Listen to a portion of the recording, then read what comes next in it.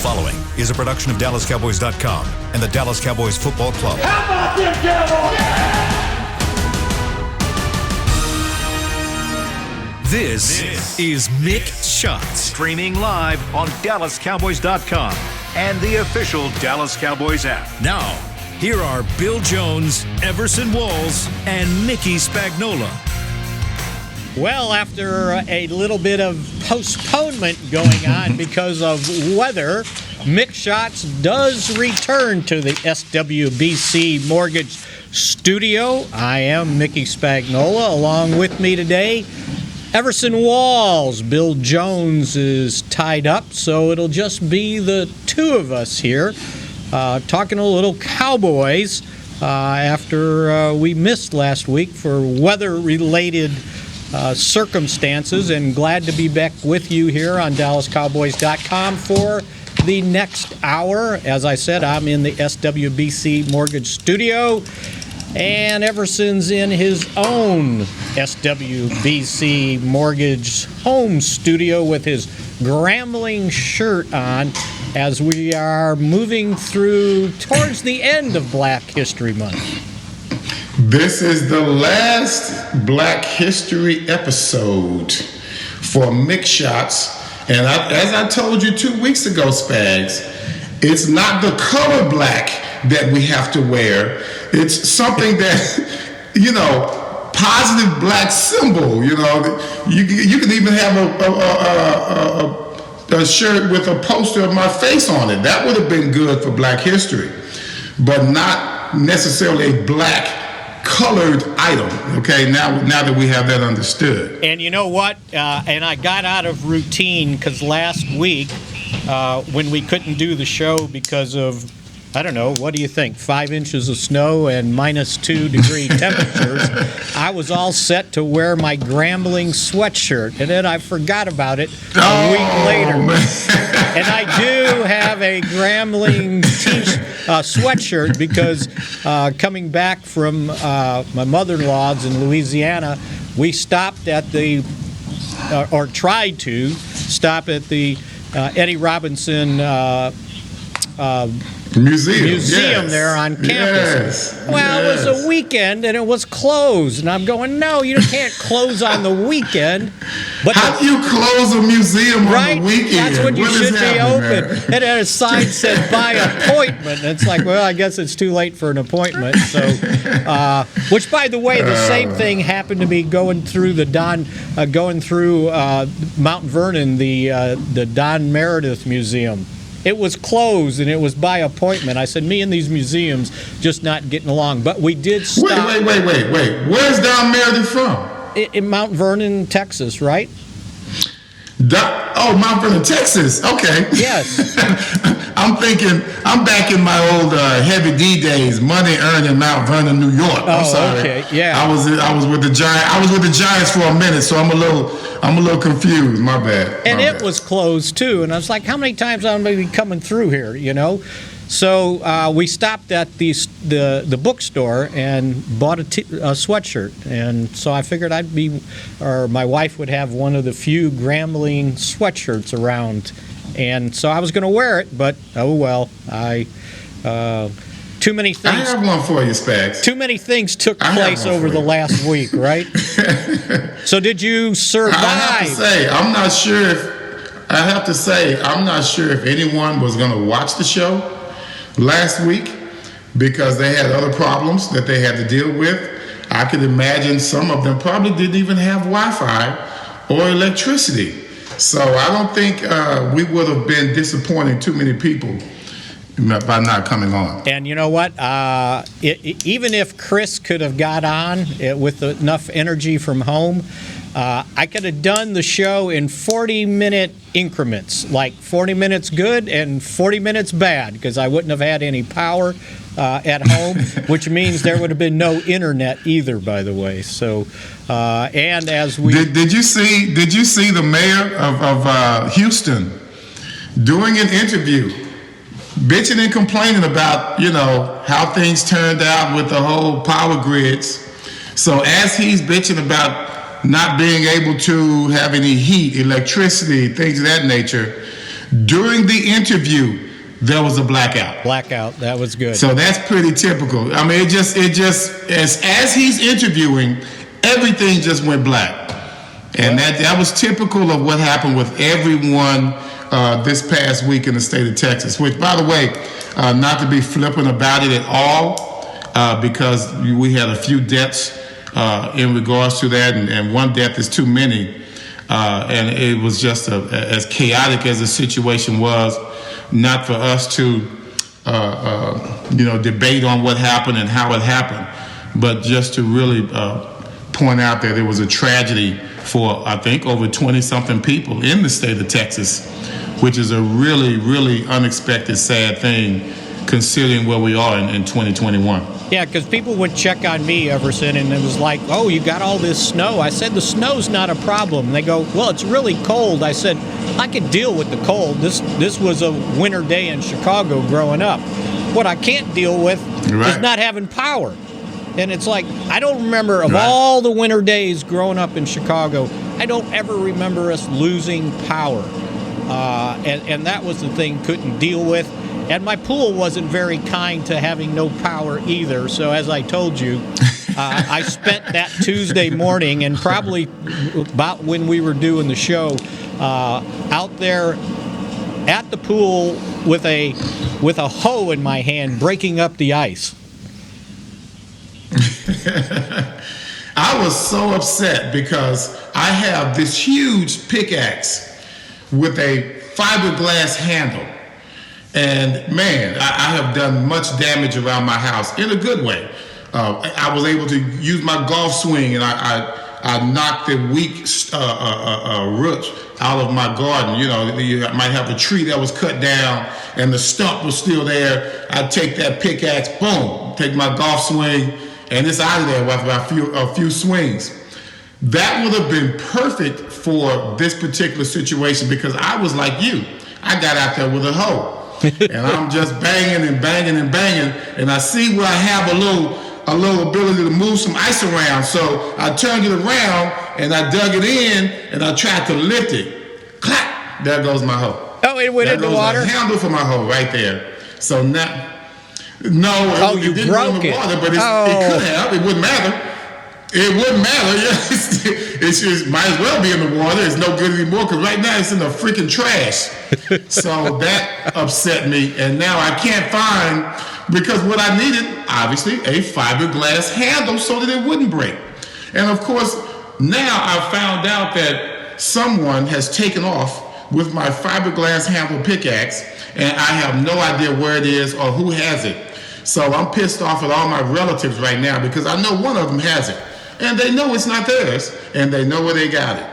So it's a little tense. It was a little tense around here when I went out there and lost my shovel. So you were in the same situation Deion was after his first game at Jackson State when he went back in and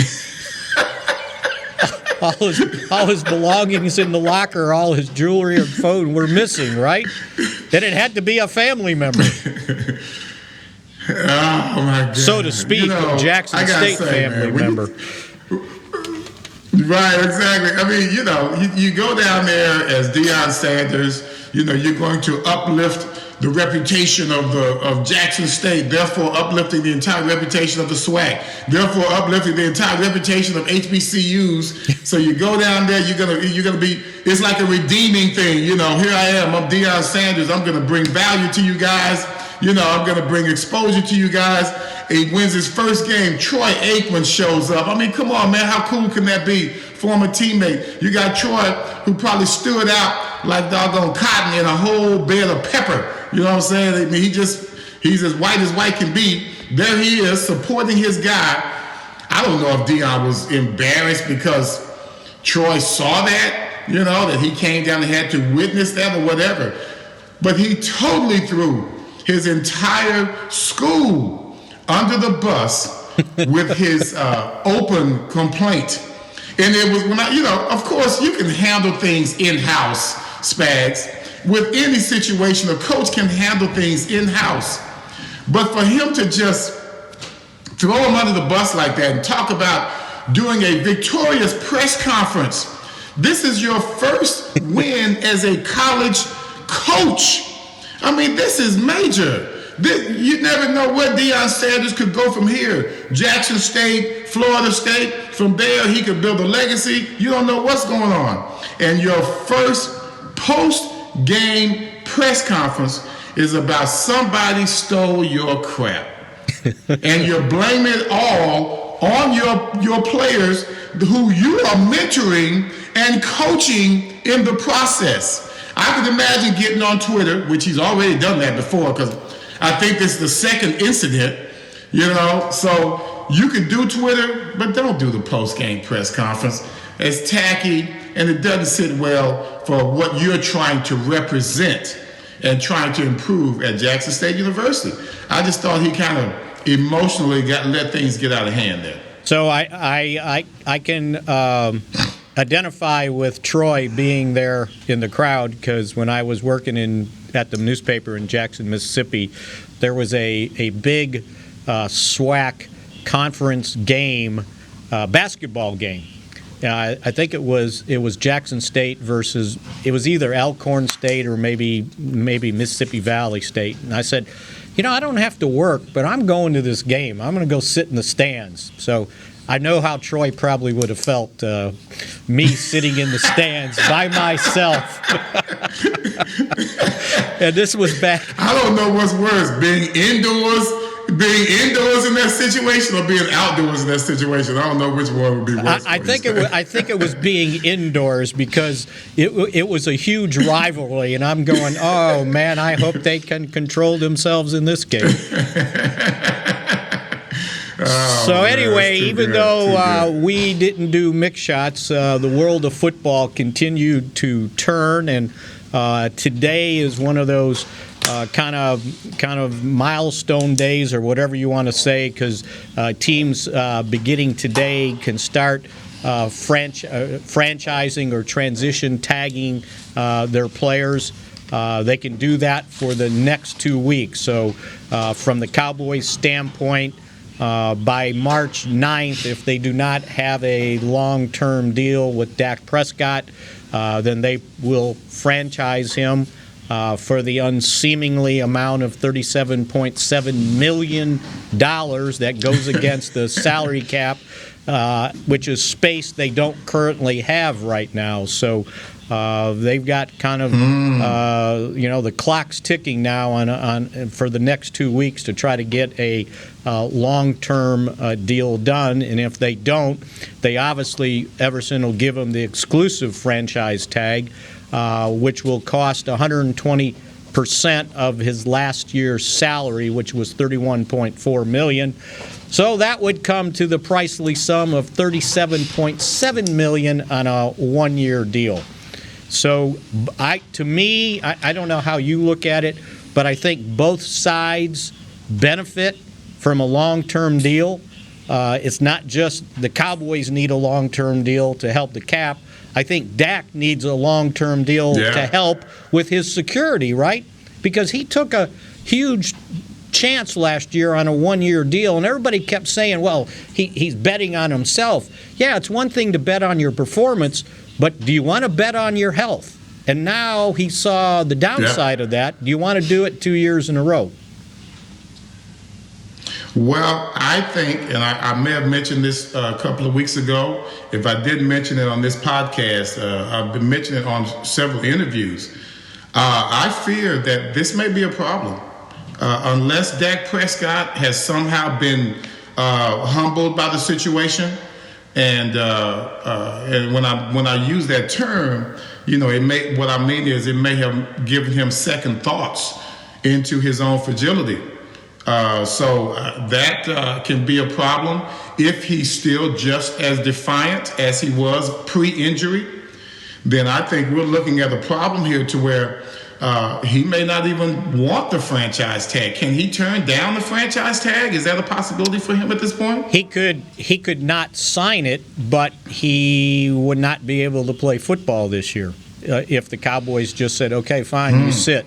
So I don't know a wise person would turn out a guaranteed $37.7 million after you made 31.4 the year before. It just brings such a sense of it brings such a sense of urgency in regards to this entire situation. Cowboys don't want the hit on the cap. Dak is going to end up, if he's best case scenario, he accepts an offer that has been on the table for over a year, if I'm not mistaken. Has not changed, and this is something he didn't want. Best case scenario is he realizes, okay, I gambled on myself and my health, and I crapped out. Let's just be real. And now you're in a position of you're not in that position of strength anymore the way you were pre-injury. And so how is he going to look at that? How is he going to accept his position right now? And if they sign him to another franchise tag, all it does, regardless of what happens, whether he plays badly next year or whether he just goes on or continues on the trail that he was on before injury, then we're going to be right back here again in the next year with him with the same defiance and the Cowboys saying, hey, this is a good deal. We don't want to add a year, because if I'm not mistaken, all he wants is an extra year on this contract. Does that seem to be the stall in negotiation, where he just wants that extra year in the contract and the Cowboys are not willing to give it to him? Come on, numbers guy. I know how you are, Spags. Give me the numbers. Actually, it's the other way around. He wants one less year, and the Cowboys want one more year. So what the Cowboys were offering him was a 5-year deal, and his folks wanted a 4-year deal so he can get back into free agency sooner, I would imagine. But the difference is for the Cowboys is if you're going to pay a guy and what supposedly they were offering him, a $55 million signing bonus, you want to have the ability to spread that proration out over 5 years. If you spread it out over 4 years, then the cap hit becomes increasingly more. And to me, if it's 4 years, then the total is not going to be the same. The signing bonus is not going to be the same. The guarantee probably won't be the same. I just, to me, he got to look at his football mortality, right? When he suffered that injury, and what if it would have been worse? And he's sitting there going, man, I turned down a guaranteed $110 million and $55 million in the bank yesterday because I was going to play on a 1-year tag, and I suffered an injury that doesn't allow me to play football anymore. Do you want to roll that dice twice? Now, the good thing is he's expected to be back fully. I'm told that he's here at the Star doing his rehab the way he's supposed to be doing the rehab, and he's still, allowed to come in here and do it. So that's a good sign that there's not that much contention. Mm-hmm. And the other thing, Everson, I was thinking about, if you remember when it got close to, what was it, the middle of July deadline to either you play on the tag, or if you play on the tag, you can't negotiate a long-term deal anymore. Mm-hmm. And there were reports at the last minute that they were close. Well, okay, if you were close back then, why can't you pick up where you left off? Nothing much has changed. He still, came out the 5 games he played and played well, so he didn't diminish his value. The value of the quarterback, other than Mahomes signing a 10-year deal since that point, really hasn't changed much.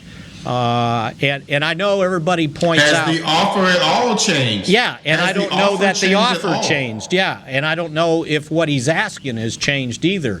But if it was close then, why wouldn't it still be close now? To me, nothing's changed. And everybody wants to point out Deshaun Watson signing the, 4-year extension for, of course, basically came out to $40 million. But what everybody forgets is he still had 2 years on his original contract left because they picked up the 5th-year option. So if you add that 2 years to the total they gave him and divide it by 6, it came out to $30 million a year average. So it didn't really change. And so the downside for the Cowboys is that they didn't get this done earlier, where they could have said, okay, you got 1 year left on your original contract. Now we give you, I can divide this stuff out over more years, and it would come to about the same. Now, the other thing that's sobering, I think, for teams giving out contracts like this is, well, let's go see Matthew Stafford changing teams and Jared Goff changing teams. And, oh, by the way, we traded Carson Wentz, and the Philadelphia Eagles got stuck with $33.8 million in dead money this year. Think about that. With the cap going down, and supposedly it won't go lower than $180 million, instead of going up where you can absorb something like that, I think that's a sobering thing for owners signing these contracts to the quarterbacks to long-term deals, going, boy, we got to be right. Because if we ain't right, it's a pretty expensive breakup. Well, and also you have to look at the fact that Deshaun Watson adds a little spice to this whole story. Right. You could tell me. Yeah, you could tell me if a Deshaun Watson, Dak Prescott trade would look attractive to the Cowboys to take on his contract before they offer this tag to Dak. Because, of course, you don't want to add that tag. You don't want to add Dak's tag to the salary cap. Can you spread around Deshaun Watson's contract if he were to come here and Dak were to go to Houston and they pull one of those surprise moves as they did with Goff and Matthew Stafford? Yeah, and there's no way, they would get, they can't do a trade like that until March 17th, but the deadline to tag a player is March 9th. So for at least a week, you would have to carry the $37.7 million on your cap, which they really don't have at this point. So the benefit would be, does Houston want to trade for a guy who's not under contract? If he's under the tag, you can say, okay, I'll take 2 first-round picks for this. But the benefit for the Cowboys is Deshaun Watson, you wouldn't have to pay his signing bonus. That is all Houston's. And they probably can't afford to let him go at the amount of money that would automatically go into their salary cap, amount of dead money that would go in. I don't know, Spags. Those Texans been making some goofy moves here lately. Well, this time I wouldn't bank on their intelligence too much. This time, the goofy move, if they released him or traded him, would cost them $67 million in dead money. Wow. So that's like a third of your cap. So could you imagine, Spags, how badly Philly wanted to get rid of Carson Wentz? This was their baby. This was a guy that they would ride and die with for a few years. And he did some good work. He and Peterson, they did good work together. And I have always on this show talked about my admiration for them because they really weren't dealing with much at all in a couple of those years, while Wentz was really kind of back there handling his business under great duress. All of a sudden, this past season, he seemed to be a little bit more foolishly aggressive. Okay, he was trying to be aggressive, but it was in a foolish manner to where he was just hoping things would happen as opposed to being calculative about what he was trying to do. So those are the kind of things that allow Philly to say, you know what, not only we are going to cut ties with this dude, and I think his attitude when Hurt was playing, his attitude on the sidelines was something that allowed them to say, you know what, we can make this move and not feel bad about it because we've seen something new in Carson Wentz attitude-wise that has really disappointed us and made us go another direction. And the benefit for them, if indeed they go this direction, is while they absorb the dead money, they're not paying an enormous amount for the next quarterback. With Jalen Hurts' contract is, he ended up being second round pick. Am I right on that? Second round. Yes, they were second round pick. That's correct. So his contract is not out of the whack. So if you take what you're saving there against the dead money, you're probably saying, well, I'm spending about 20-some, maybe $25 million on a quarterback. So that kind of evens things out. All right, we can continue on that trade. Want to talk a little bit about this Cowboy defense and where they go forward, and we'll do that next on Mick Shots here on DallasCowboys.com. Honey, big news. Gary, are you okay? Oh, I'm not Gary anymore. I'm Jackie Flash. What? See, I want the latest smartphone, but the best deals are only for new customers. So, to get a new customer deal, I changed my name to Jackie Flash. Okay, but the best smartphone deals at AT&T are for everyone, new and existing customers. That's huge. Then guess who's getting a deal? Is it Jackie Flash? Jackie Flash. It's not complicated. At AT&T, our best smartphone deals are for everyone. Restrictions apply. Visit att.com for details. The Cowboys way, where 16 Hall of Famers and 5 championships shows us what success looks like. Where turkey is always the second best part of Thanksgiving Day. Where we are all defined by one single thing, the star. Where we as fans know it's our job to keep the tradition going.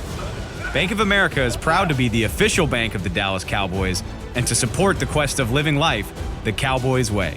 Copyright 2020, Bank of America Corporation. Grab some OtterBox gear and get ready for hanging with the boys. From rugged venture coolers to tough as nails elevation tumblers, we've got what you need to keep your game day drinks frosty and your football feast ice cold. And with cases, screen protectors, and power accessories, you can defend your phone and stay connected to every play. Gear up at OtterBox.com and amp up the fun of every Cowboys game. That's OtterBox.com.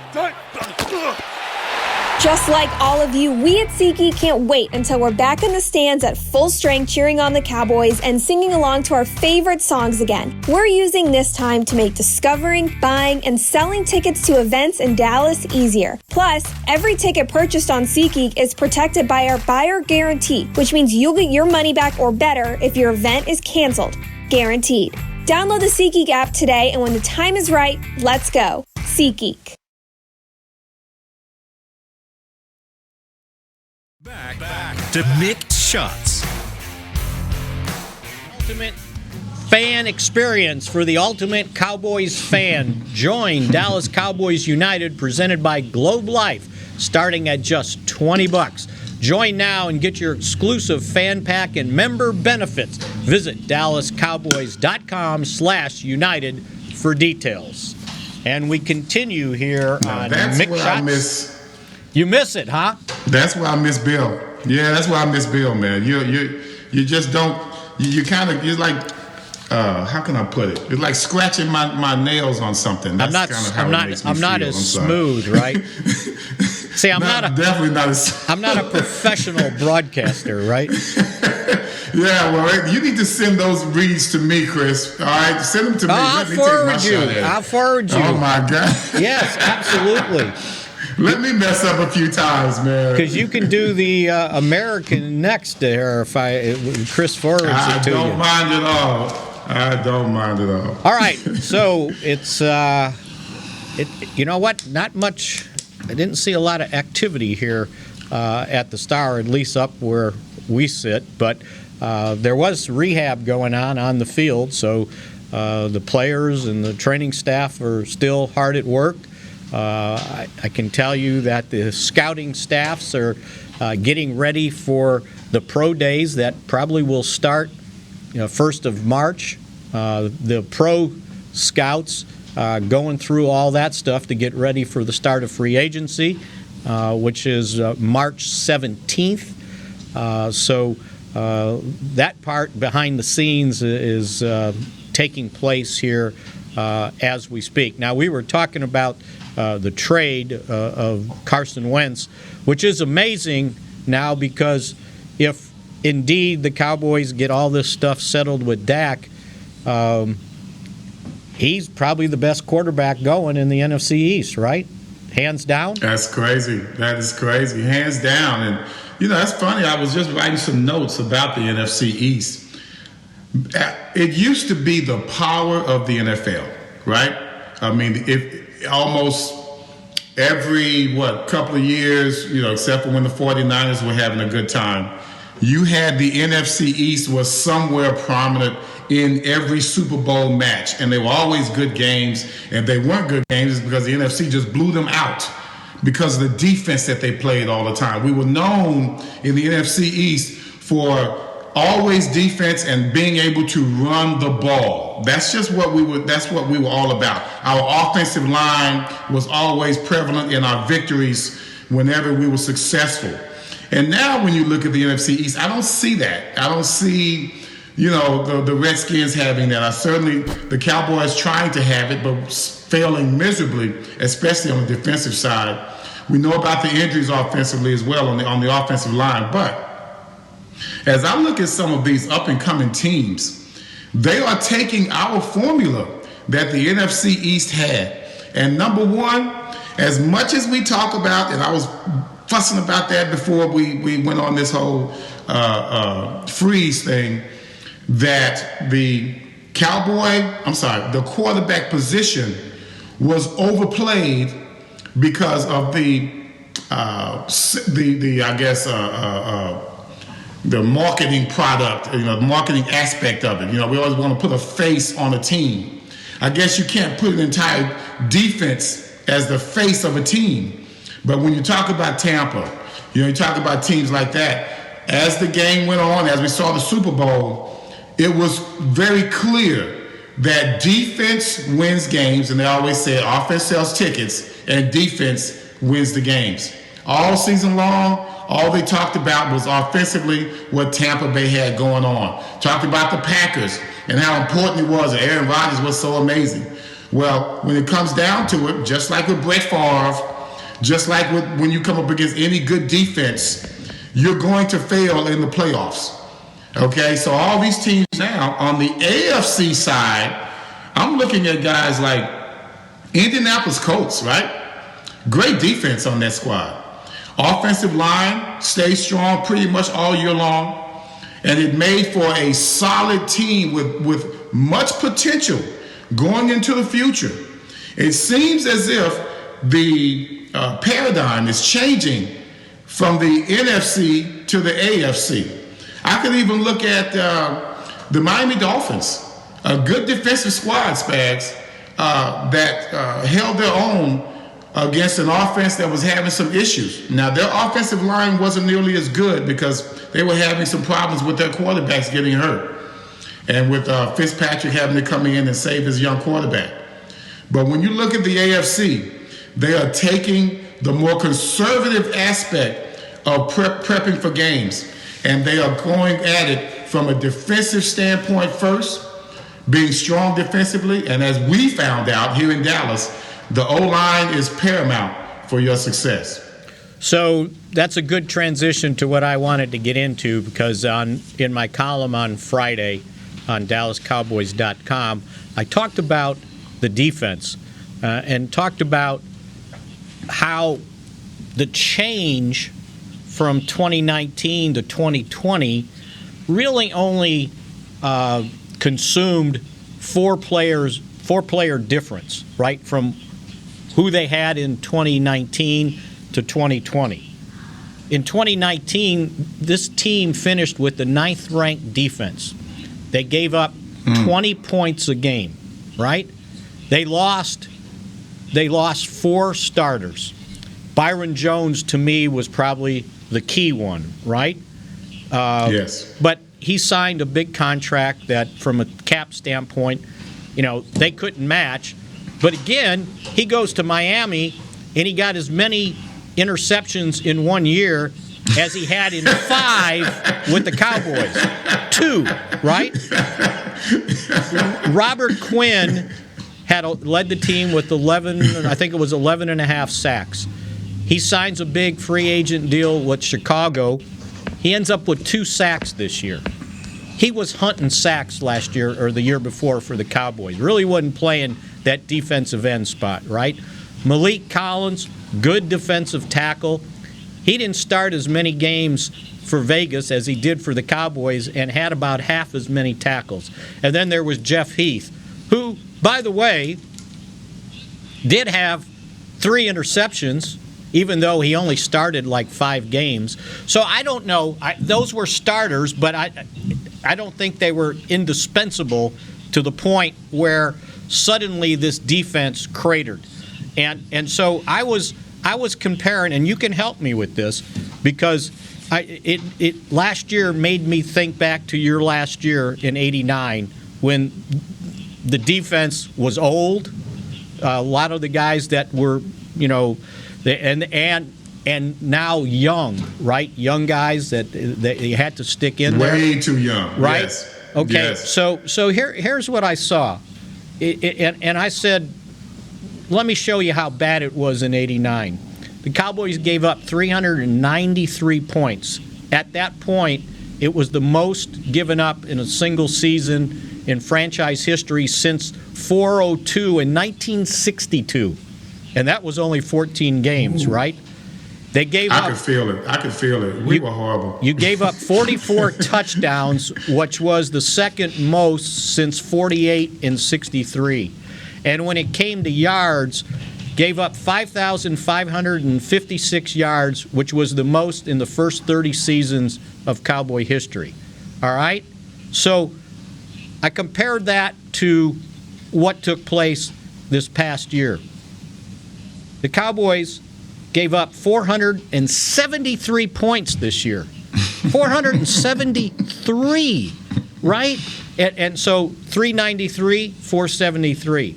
The 44 touchdowns that year in '89, 57 this year, most in franchise history. And when it came to yards, 6,183, second most in franchise history. So, how only much? The second? Second. It matched the second most in franchise history. In 2013, they gave up 6,645 yards, which ended up being the most. So it went from giving up 20 points a game in 2019 to giving up 29.5 points a game in 2020. But for the majority, it was the same players. So to me, I understand, and you help me here, I understand this idea of, we got to revamp the entire defense and everything's got to change. To me, the biggest change they've made is Dan Quinn takes over at defensive coordinator. So do you think a defensive coordinator and how he coordinates his defense, how he calls the defense, how he prepares, can make a significant difference over what you had this past season? I truly believe that you can. And I always talked about having a culture here in Dallas, okay? And that culture can happen pretty quickly. I mean, let's look at, I can only tell you what I know. Let's look at 1981.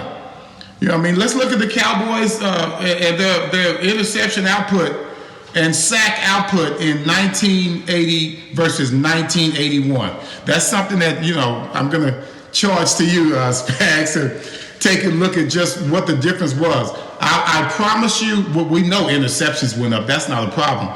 But I also promise you that the sacks increased as well. And the reason the sacks increased was because they were throwing the ball a whole lot more. They thought that they could just feast on us in the secondary with no consequences. Well, yeah, they fared well. But so did we. And the more that they tried to feed on us, the more that we would turn them back, and they would put themselves in a bad situation because offensively, we were solid. And even though we were getting beat a lot on some pass yardage, our interceptions was giving our offense chances to score. We were intercepting balls and putting our offense in scoring situations. So the opposing offense was always playing from behind, or always having to throw the ball, always having to feel like they can throw the ball on us. That led to more interceptions, and that led to more sacks. That had nothing to do with an offensive coordinator. That had something to do with just a group of guys that came in together and realized their potential.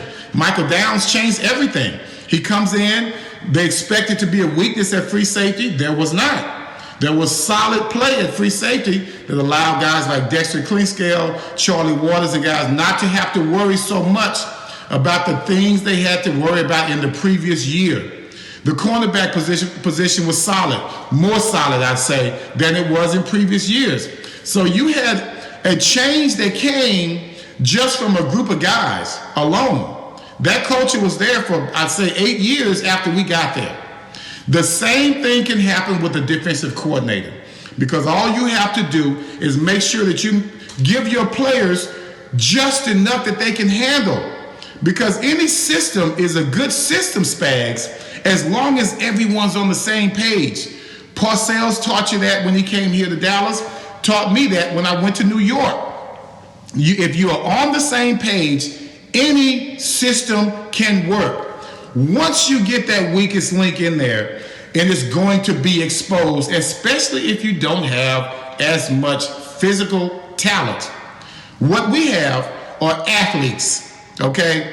What we don't have is direction. That's our problem. We've got the athletes, we don't have the direction. If Quinn can just bring the direction here that we need and make us believe in it defensively, because the defense is all about believing. We have the athletes, all we need is the structure. I truly believe he can make a difference. It won't be as drastic as 80 to 81. I don't see that being that drastic, but I can see us getting back to being the ninth best defense and 20 points a game. I can see us getting back to that. And if you have an offense the way we have that's made to score, then you're looking at 2016 all over again. Hopefully. And what I did is, over all these years, a lot of the Cowboys' defense was always well known, right? If we think back to, Doomsday 1. Doomsday. Okay. Yes. And then Doomsday 2. So I nicknamed this past year's defense Doomsday 3, meaning they doomed the Cowboys. I can see that coming. Yes, go ahead. But since you mentioned Parcells, what people forget is in 2003, his first year here, when they somehow turned around 5-11 to 6-10 or 10-6 and made the playoffs, and which may have been one of the greatest coaching jobs ever, but the great coaching job took place with Mike Zimmer, because they ended up with the number one defense in the NFL in 2003. And if you look about the problems they were having defensively before Wade Phillips got here, those first 3 years, they had top 10 defenses, right? And everybody would talk about the offense and Terrell Owens and Tony Romo and Marion Barber, but the defense really held tight, right? And so, to me, if you can get back to the defense, and I think, with Quinn's experience, with his background, if he can just turn this around, I mean, you went from 9th total defense, 11th against the run, 9th against the pass, to like the 23rd defense. They were so bad against the run, they were 31st. No one bothered throwing on them, so the pass defense ended up, I think, like in the teens. Hey, Spag, I've never heard commentators get upset with the other team saying, why are you passing the ball? I mean, just think about that. All you have to do is run the ball. Right. I mean, the commentators are second-guessing coaches for passing against us because of the unnecessary aspect of it. I've never heard anything like it before. Yeah, so to me, the key then this year, and I understand, everybody wants a defensive draft. Heck, last year was a defensive draft, except for the first pick. 4 of the next 5 picks were defensive guys, right? So, we have the talent, Spags.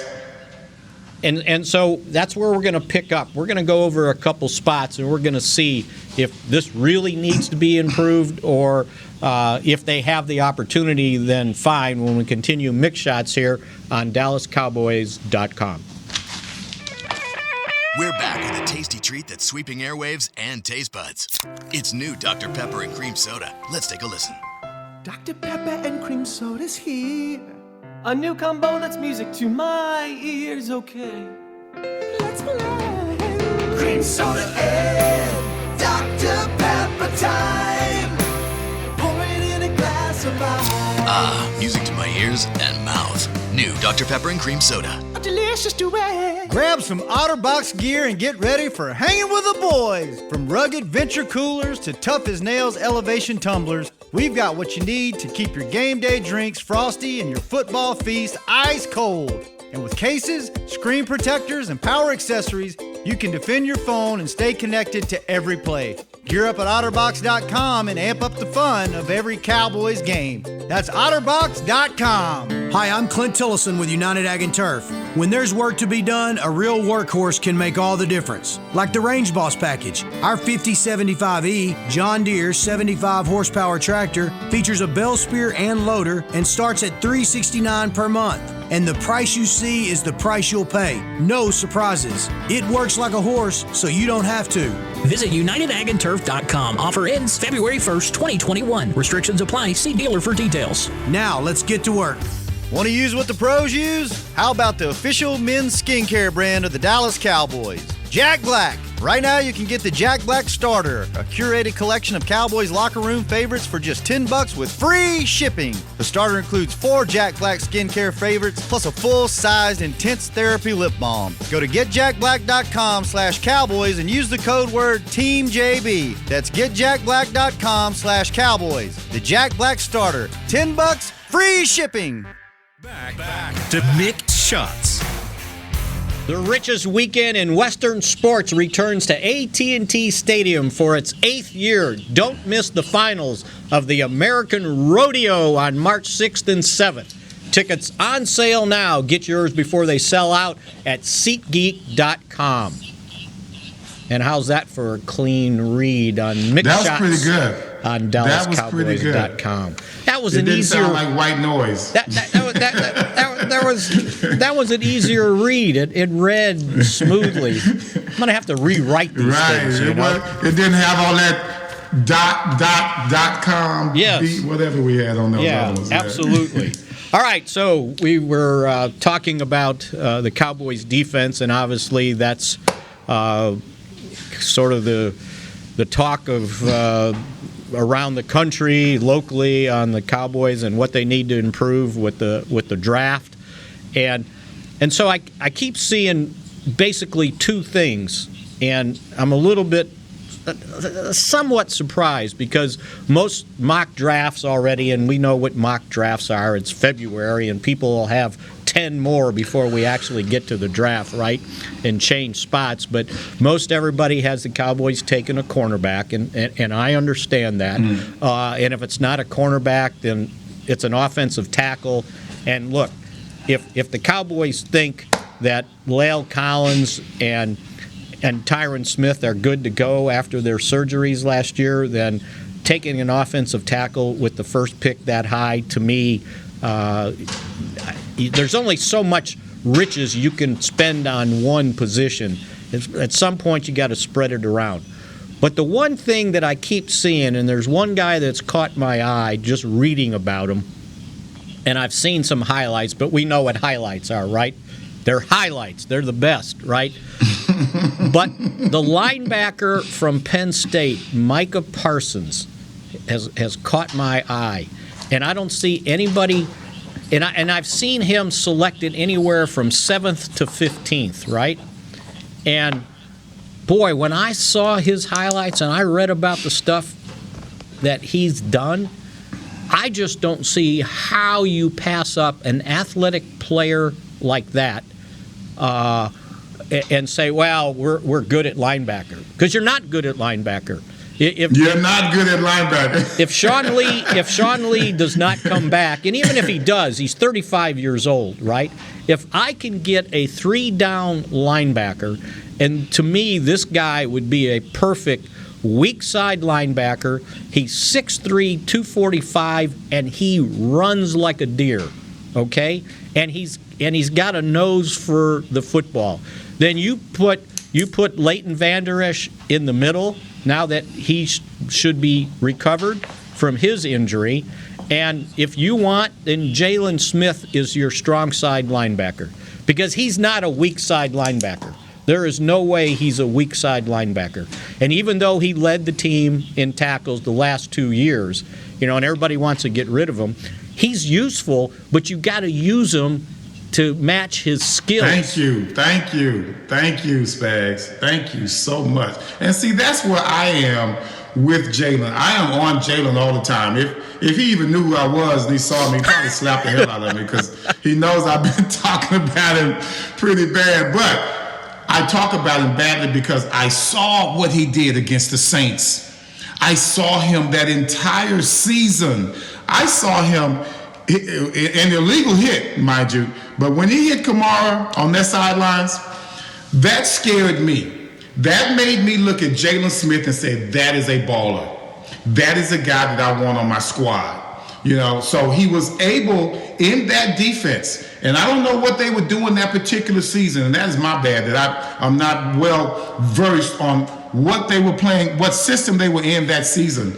But that allowed our linebackers to be as aggressive as I have ever seen them.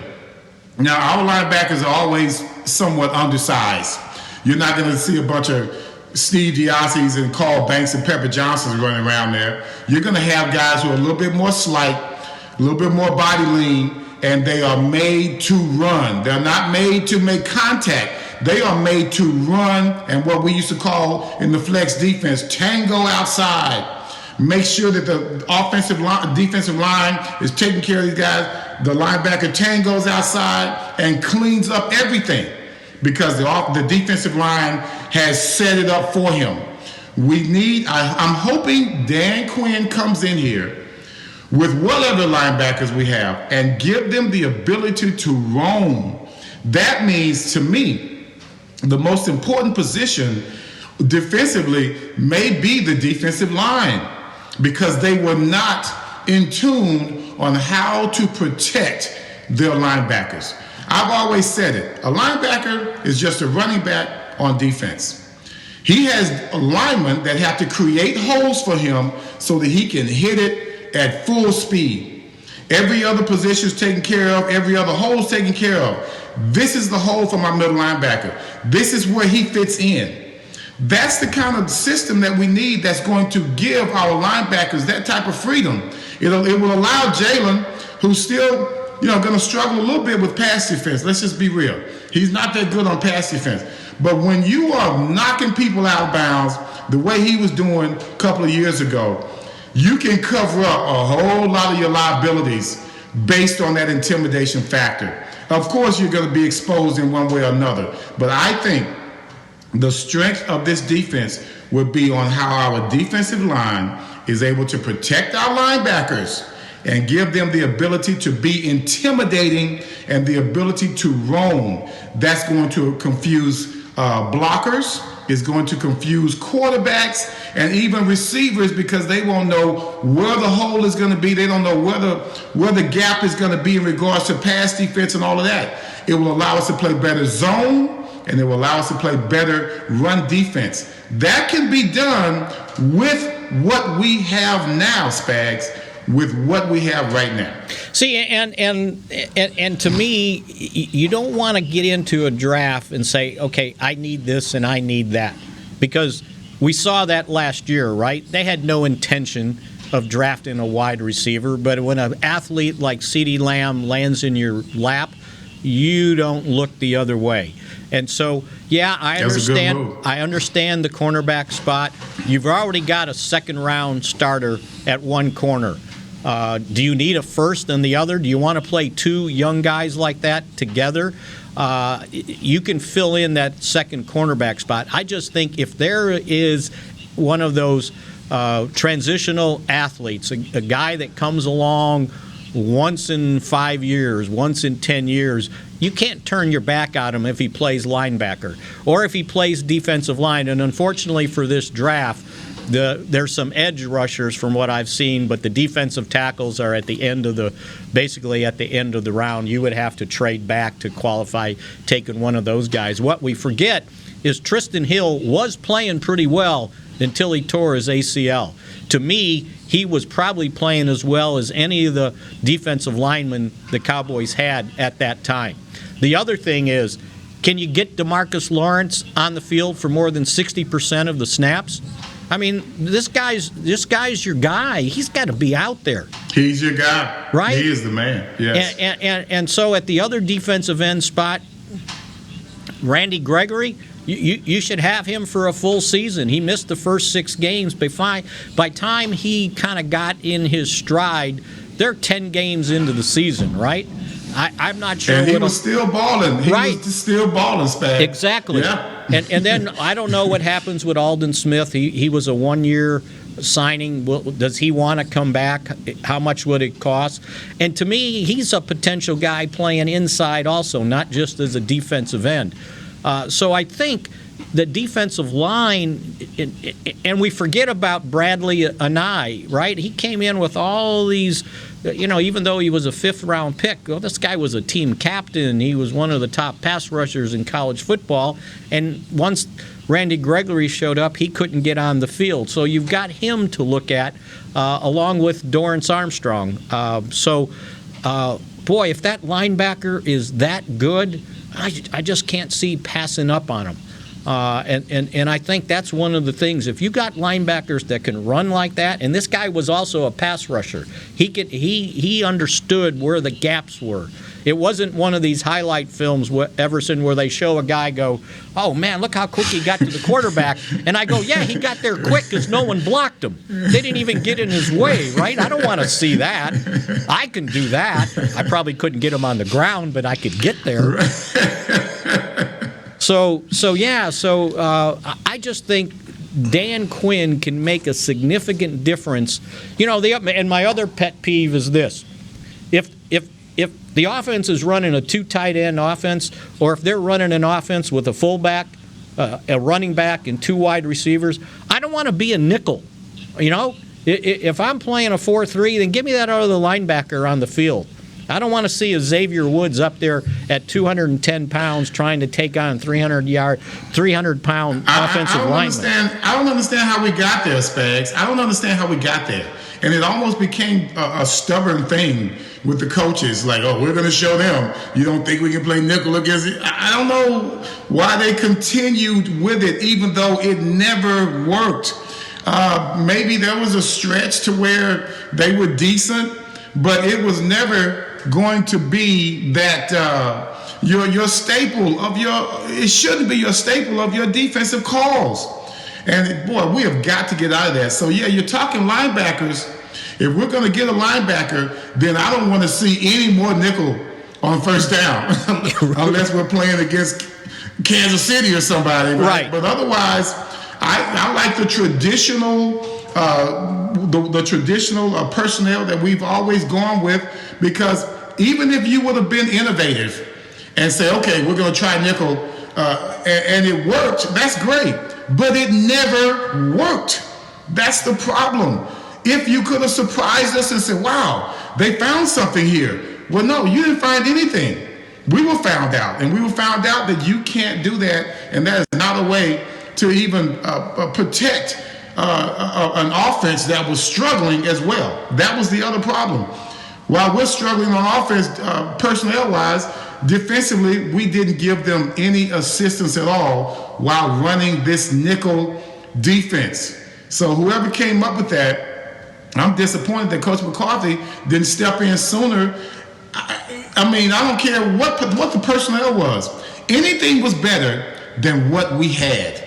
So I would have gone with, I forget his name, was Joe Smith? Joe Smith, a linebacker? They never went with him again. Joe Thomas. Thomas Smith, thank you. Joe Thomas. He never really played much. I would have just to stick with the traditional personnel, I would have played him more, just based on the inability of our nickel defense on these running downs. Yeah, and we could just take the last game against the Giants, right? You knew what they were going to do. Jason Garrett was going to show up with a 2 tight end offense, right? Now, they didn't do it every down, but they did it quite a bit, right? And wanted to try and run the ball.